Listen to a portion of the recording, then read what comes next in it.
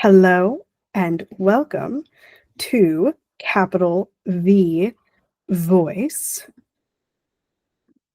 a masterclass from Terra Prilo Studio.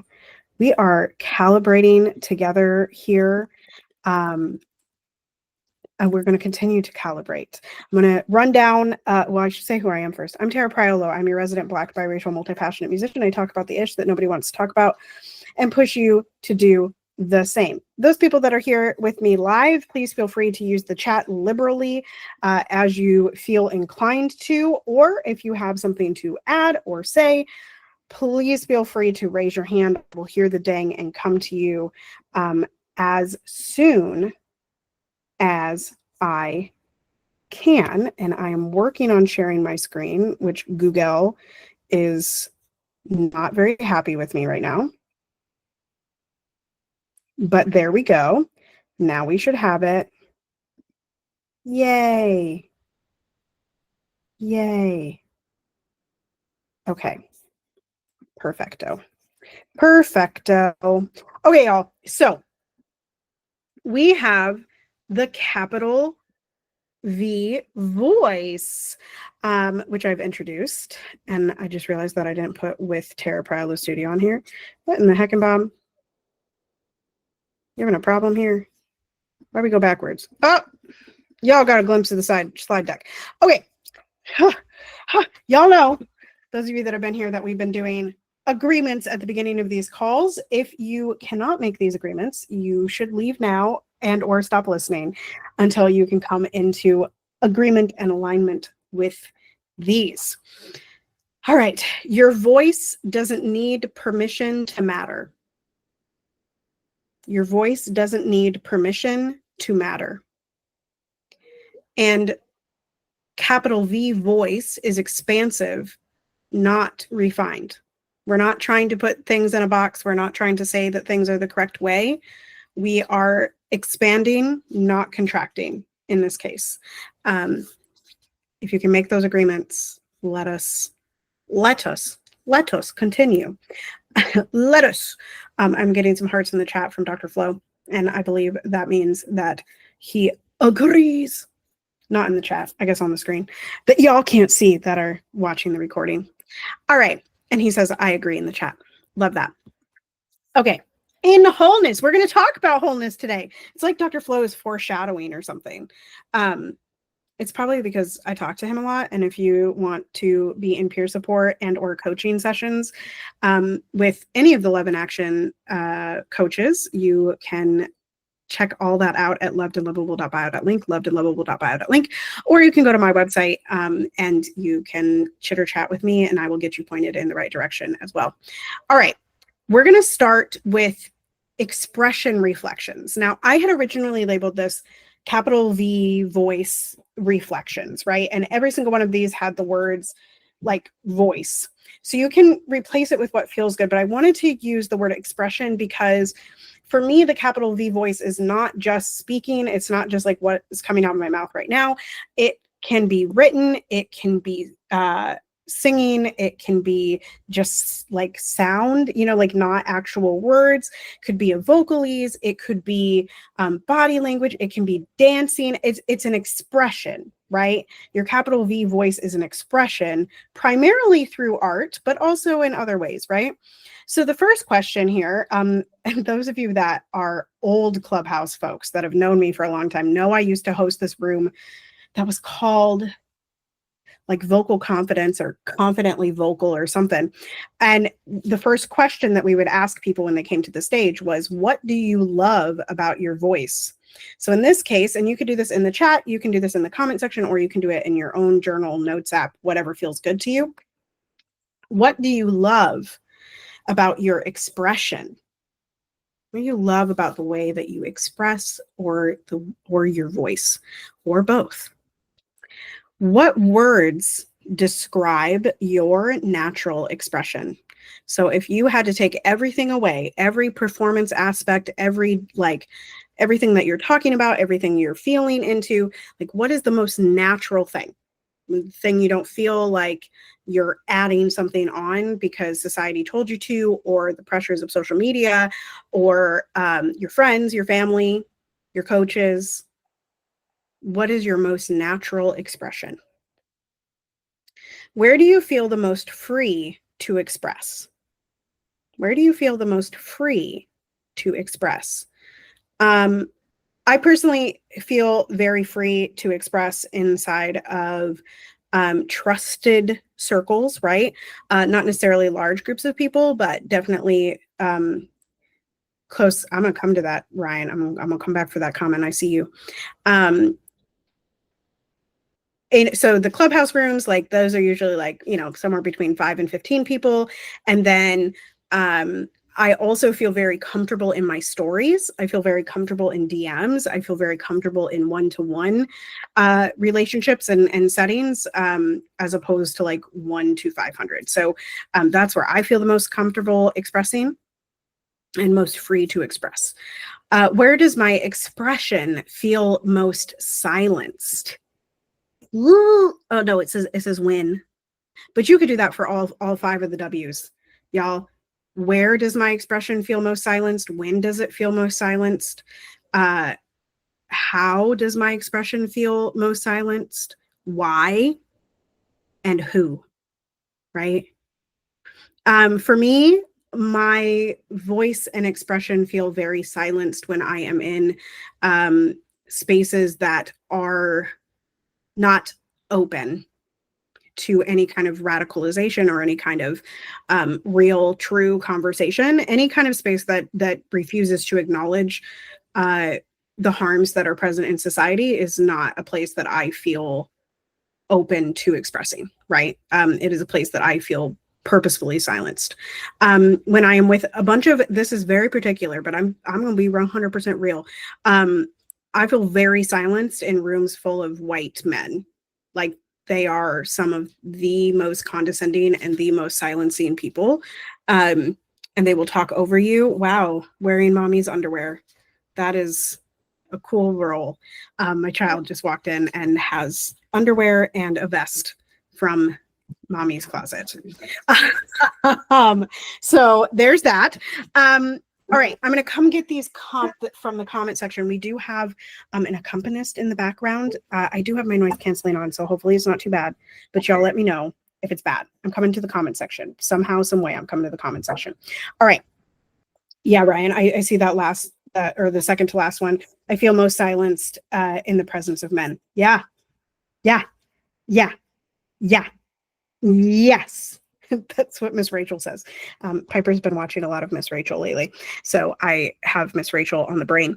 And so Ryan says, yeah, that too. Closed-minded spaces make me uncomfortable. Yep. I feel that. I'm just going to read what Ryan said in the chat. I actually don't like my speaking voice, but I love my written voice because I strive for rawness and I'm an advocate for not tone policing Black people. Yeah, we're pro-Black in this space. I feel free to express in written format only. Okay. These are good realizations. These are very good. Very, very good. Okay. We're continuing on. We're going to hold those. We're going to hold all the answers and we're going to keep going. So what the heck is it, Tara? What the heck is it? What's the capital V voice? Nobody in here sounds like that. That's just like what that's it. Okay, we're talking about capital V voice. So that is the voice that like runs through my head when I come up with a masterclass idea. Or I'm like, oh, I could have taught that. Like the little voice in my head goes like, well, what the fuck is that? This rating just went up to 18 plus. Okay. Anyway, so the capital V voice, for me, again, back to the beginning, encompasses all types of expression and all type of voices. So it is not just speaking, it is not just singing, it is not just actual like sound. It is truly the ways in which we express ourselves. We get that out of our bodies, right? So another way we can think about this is bringing in all of the aspects, and I hope this makes sense. Y'all let me know. All of the aspects of ourselves, right? All of the aspects of ourselves into whatever medium we're using. So, like I said, I don't think that the capital V voice is a specific medium. I think that it is various mediums that all tell the same through line, that all tell the same story, that all take the same stance. So like Ryan said in the chat, right? Like being an advocate for let me get the words right. Let me scroll back up.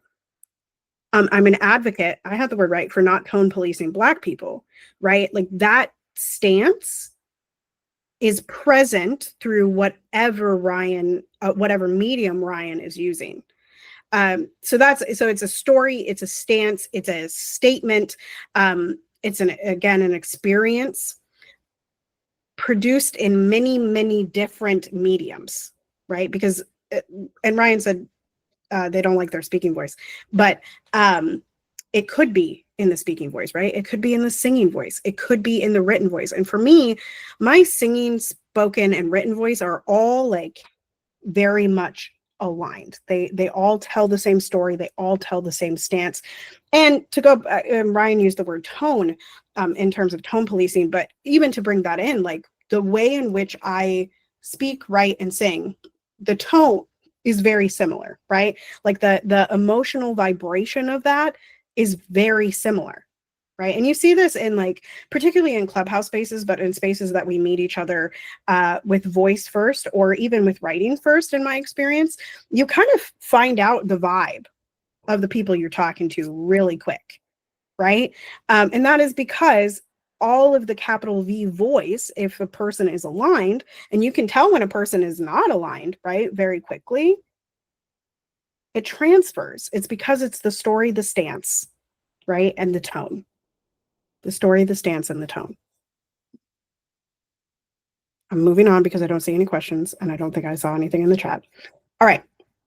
See, Flowskis said wholeness earlier, and y'all know, so Dr. Flo and I, and those of you that have watched the previous masterclasses, which I have not posted yet, so none of you have watched them, except if you were in attendance of them. But Dr. Flo and I work very closely together, which any of you all that are on the interwebs and follow both of us, or even just follow me, know that we are closely aligned, and we also help each other run our businesses, and we are also coaches to each other. And so therefore, things that we talk about inside of Love and Action Network and peer support spaces and coaching spaces tend to pour over into what I am teaching on Fridays. So wholeness is a concept. We say wholeness every single morning to everyone in the Clubhouse room, right? That is the entrance. You walk in the room, wholeness. Wholeness, Angela Pangela. Wholeness, Ryan. Wholeness, Dr. Flo. Right? Wholeness, Nisi. Nisi often says wholeness, family. Right? So there was no way we were going to talk about the capital V voice, which again is the combination of things that we've lived, right? And the way that we spread those, right? Without talking about wholeness.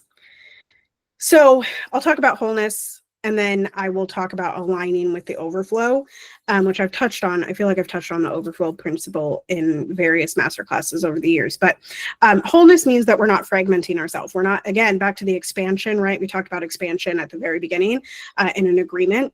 We're not taking a part of ourselves and putting it in a box and presenting it, right? We're not doing that. We're not separating from a particular part of ourselves. We are maintaining and bringing the fragments together so as to shine the light brighter, right? So as it says, the next little part, you bring all parts of your identity into the room, right? So this is like when actors say to me, like, oh, I just don't know how to act this part. Or when singers say that. I just had a singer say this to me the other day. I just don't know how to act this interlude. And I said, well, what are you talking about beforehand? Who are you talking to? What are you feeling? And they told me, and I was like, well, that is it. And you got to bring it from your experience. You can't just drop your experience because the piano is playing, right? So it's maintaining all of that wholeness, even if you're singing something or speaking something or writing something or reading something or whatever that is not written by you. You bring your experience to the room. You bring your wholeness to the room. You bring your broken parts and your comfortable parts. You bring your sass and your truth, right? You bring all of it. You bring your wholeness to the room. Okay. And then of overflow, obviously this makes sense. Um, you're not taking from the principle. That's how Dr. Flo describes it. You're not taking from the cup, right? Your cup is full. And if you keep filling your cup, where'd you get that? Don't break it. You keep you keep filling the cup and the cup overflows, right? We all know this. We've all done this. You're not paying attention and you overflow it, right? So overflow means that you're no longer straining or grasping and that your voice flows outward, right? That capital V voice flows outward, naturally, abundant, and unstoppable. That first, not the first one, but the reflection prompts, right? Had a question in there about how naturally the flow is, right? Of your capital V voice. So we want to be in alignment with our wholeness. We are one, right? And then alignment with our overflow. We are not necessarily giving from this principle because have y'all ever seen Sailor Moon? This is going to be so random. But there's a part in Sailor Moon where the crystal, um, where you're welcome, Ryan. We have she has like this crystal and she gets hit by something and the crystal like shatters, but it's like the saving thing of the earth. Okay. And so then like she uses all of her power and she squishes the crystal together and then it emits this brilliant light, right? But the crystal is not breaking. It's whole and it releases light. So we must come into the alignment with our wholeness and then it explodes, right? Let there be light. Let there be light. That's what God said, right? I don't know. There's a church person in the room.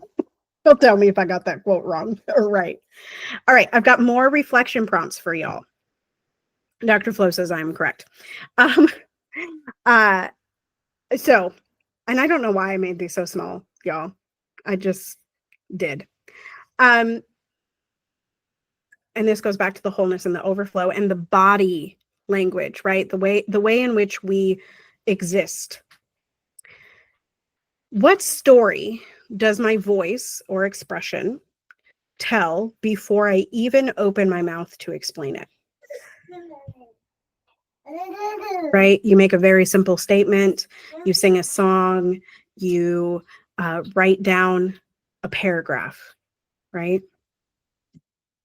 What story does it tell without the further context and explanation? Yeah. Whose stories live inside my sound or my writing? Family, teachers, ancestors, cultures, communities. And this doesn't mean that it's all bad, right? There are things that I carry with me that I learned from people that I was so young when it was told to me.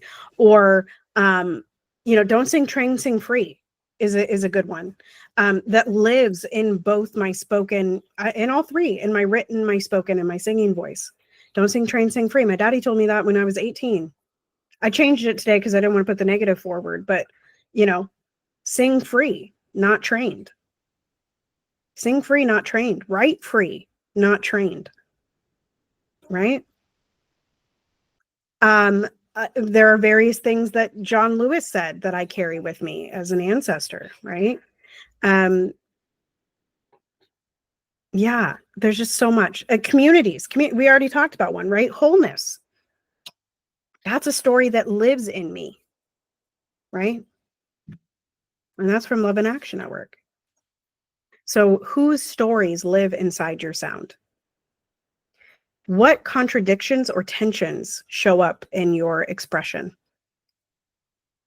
Do you silence them or do you let them out? And if you let them out, how do you do that? When has your expression told a story that you didn't intend? Yeah. When has your expression told a story that you didn't intend? I can tell you one particular to language. One time I was making I was like talking in my stories. I'll never forget this. And Flo, you know the person that said this to me. I was sitting there talking to my story. I was talking some social justice, pro-Black stuff, and I said the word they instead of we for Black people.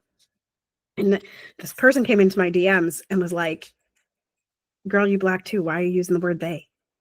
And I was like, "Whoops." But that was a story that I didn't intend. And Flo knows who it was. Flo knows exactly who it was. But it was just like, okay, like I didn't intend that. I was just blabbering, and then yeah. Anyway, like she interpreted it as me rejecting my Blackness, which is very funny to me now. But anyway, we're continuing on. What did others hear in me that I didn't know was there? The eternal one that gets told in the clubhouse rooms all the time is Dr. Flo calling me a force, right? I knew I was strong. I knew I was smart. I knew I could figure shit out. But I don't think until really the last like year or so that I really started to believe in the force that I am. Right. So that's a good one to answer. If my voice could narrate my life in one sentence, what would it say today? What would it say today? Flo's laughing in the chat. And Ryan said, she knew you ain't mean that. Right? Like I was like, girl. But I was like so embarrassed. Like I remember my reaction to it. And I was like, oh my God, like I messed up.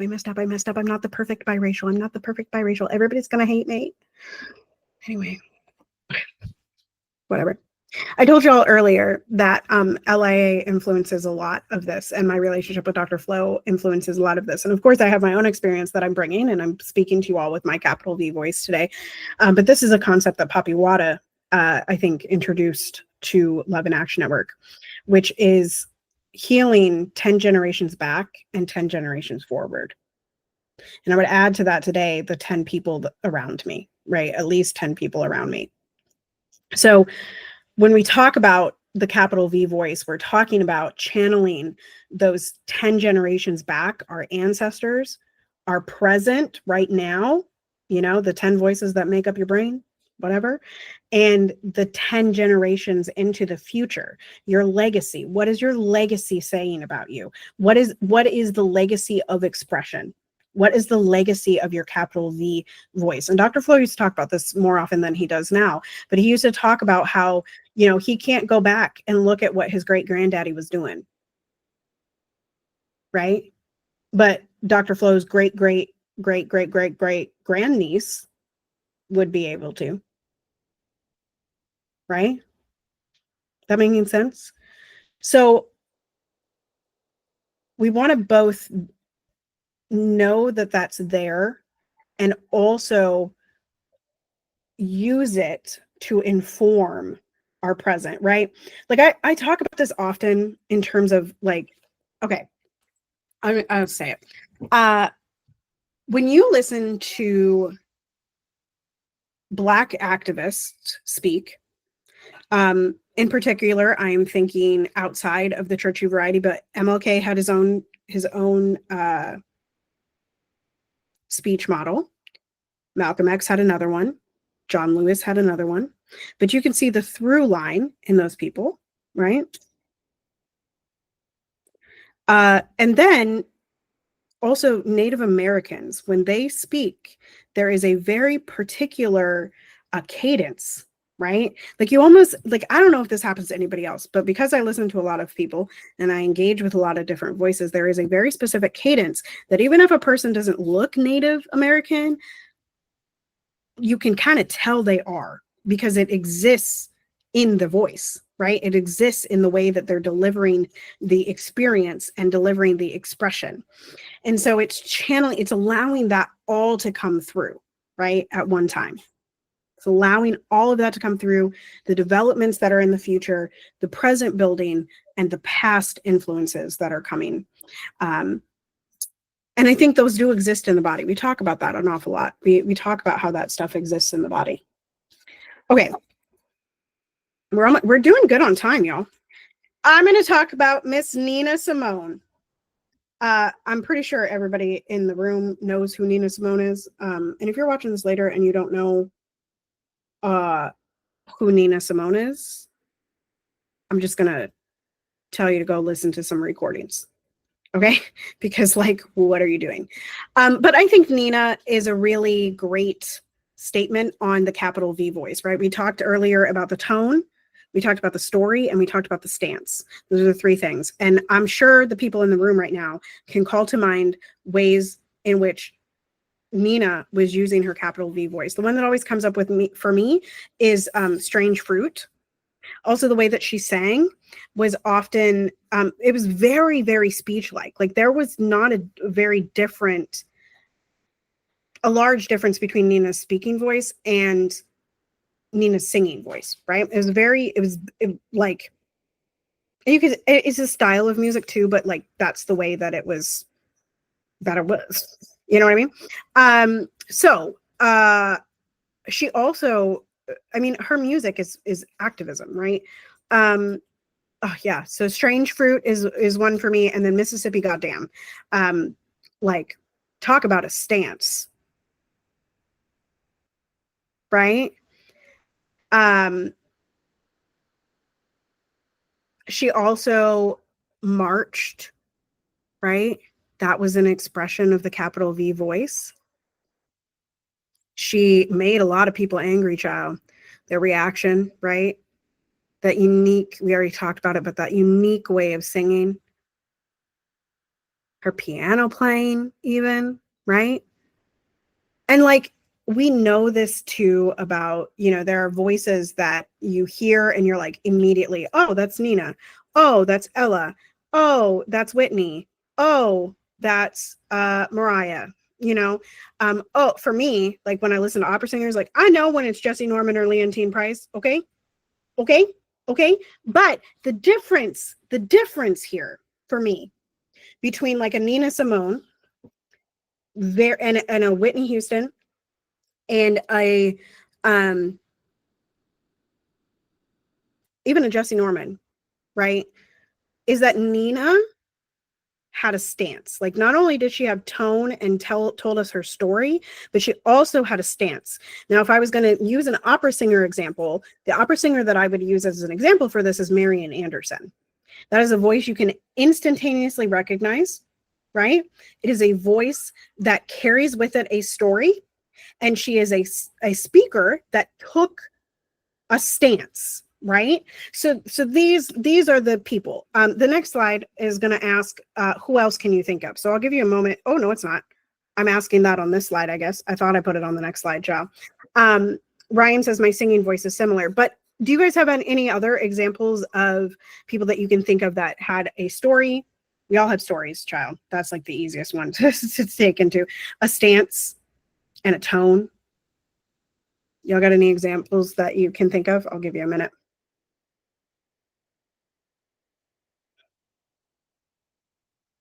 Also, while I think of like men, I'm trying to think of men that did that.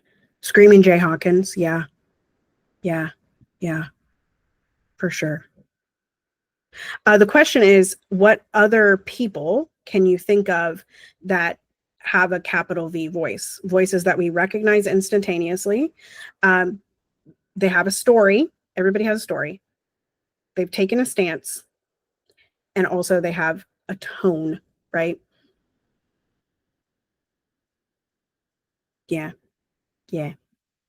And it flows through all of their business, right?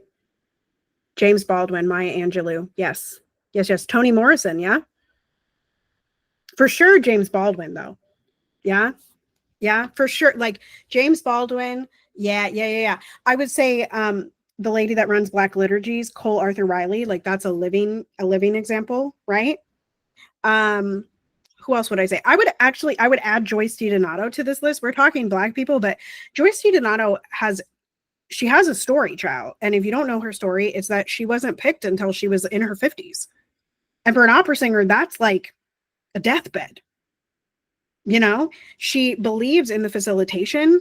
She believes in making sure things are accessible to people. So she has a story, she has a stance, and she has a voice, right? A tone that we instantaneously recognize.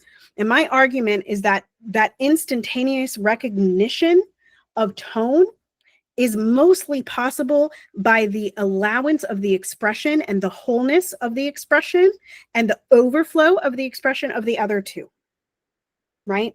Of the story and the stance. Then we get the tone. This story and this stance come from the inner work. Yeah? We got to do that. And then we get to do the thing that comes out the door, right? We get to do the thing that gets written down. We get to do the thing that speaks out. We get to do the thing that sings out.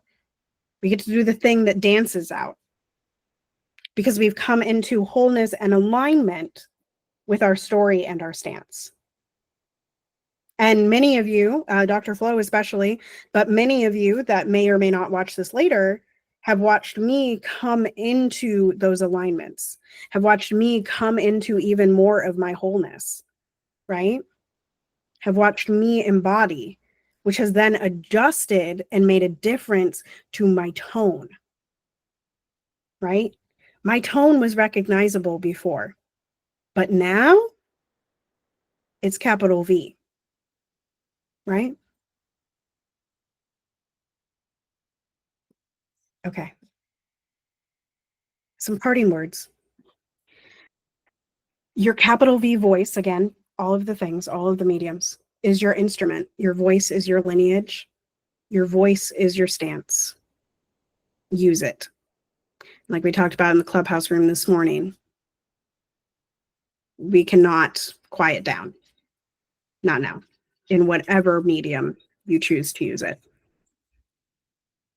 And this has been a production of Terra Priolo Studios from the McClendon Foundation. This has been Capital V Voice with Terra Priolo Studio. I will pause for some questions before turning the recording off. I'll check the chat. And if you want to come off mute, you are welcome to at this time. We've got about 8 minutes left in the space. And if there are no questions, I'll shut it down, child.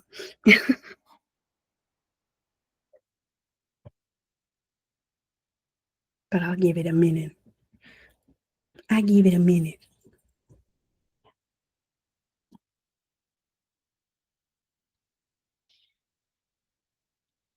I should have loaded some hold music.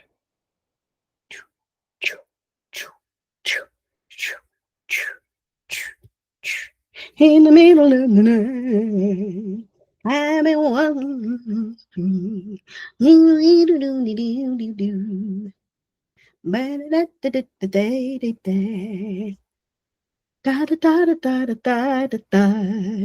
Okay. I'm trusting that there's no questions. I'm going to turn off the recording. Those of you watching this later and those of you in the call, if you're interested in next week's, I don't know what it's going to be yet, but it will be at 6 p.m. Eastern, 5 p.m. Central Standard Time. It'll be about 45 minutes long, as tonight's was. And I also have a bunch of free stuff available on Fridays. I have maybe one spot open in the studio for the right person. And I also have async lessons, blackening the canon. I'm going to have an album coming out, all of these things. So catch up with me on my Substack, lifteveryvoice.substack.com, or my social Mishas. And you can also follow Love in Action Network and join us daily at 11 a.m. Eastern on Clubhouse. All right. Well, thank you for being here. Continue to be anti-racist, be safe, wear a mask, make good trouble, do good work. I love y'all hardcore. You are loved and lovable, and ain't nobody can change that, not even you. Joy, yes, joy is our revolution. Step into it, belong to it, and walk in it today. And I will see you all next week. Toodles.